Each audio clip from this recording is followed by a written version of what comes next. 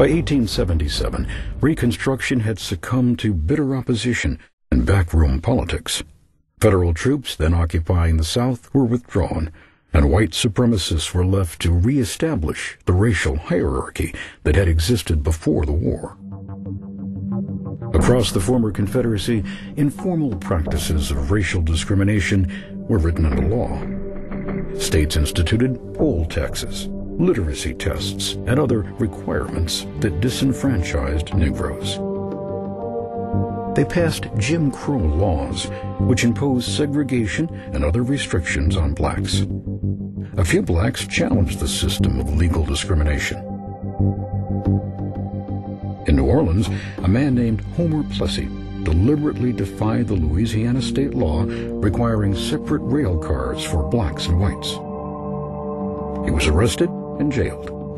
But the incident led eventually to the Supreme Court case Plessy versus Ferguson. Plessy argued that the law infringed on his 14th Amendment right to equal protection.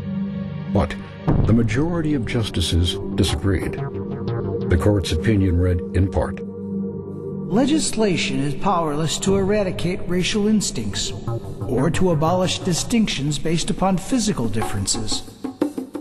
If one race be inferior to the other socially, the Constitution of the United States cannot put them upon the same plane."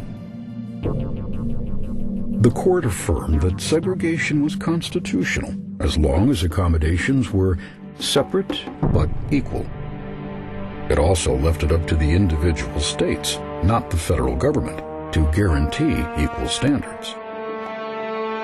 As the lone dissenting opinion, Justice John Marshall Harlan wrote, "The thin disguise of equal accommodations will not mislead anyone, nor atone for the wrong this day done."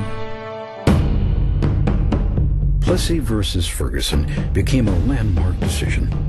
It sanctioned a system of institutionalized racism that would persist for decades, one that would require a second period of Reconstruction to overcome.